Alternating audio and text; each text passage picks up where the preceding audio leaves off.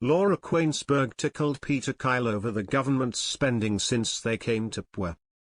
Laura Kuenssberg quizzed Labour's Peter Kyle about the way the government is spending money on her Sunday morning BBC show.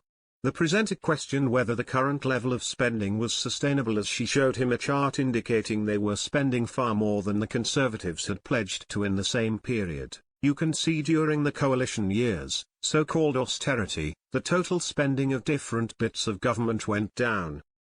The red line is what Labour's spending is going to do, and the pale blue line is what the Conservatives would have done had they hung on in office. It's a very significant overall increase. Is that sustainable when the debt is at sky-high, historic levels, and so is taxation? How can you go on like that? She asked him. Defending the spending, he said, why this story of change is so important, is, we're trying to do welfare reform, and we will continue to do welfare reform. Because we've got 3 million people as part of our legacy who are not economically active for health reasons.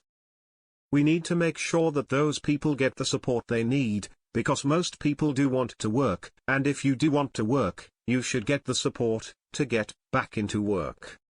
Kyle continued, this is state spending.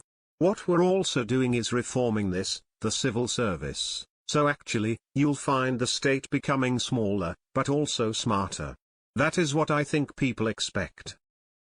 So yes, we will invest into those key parts of our country that need it. The thing that strikes me about that chart is you saw the exponential increase in the last few years of the Tory government. But what was to show for it? There was nothing to show for it. We are doubling down on changing our state so we deliver for people, and we just absolutely make sure that we're using the latest techniques, the latest technology.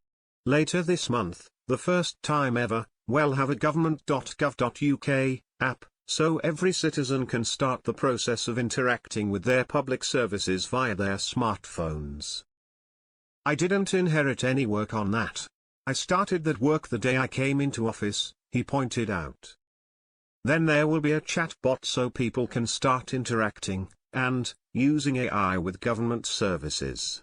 They can get more information.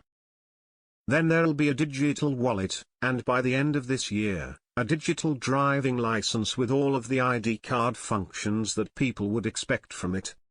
This is a government that is putting power and information into people's hands.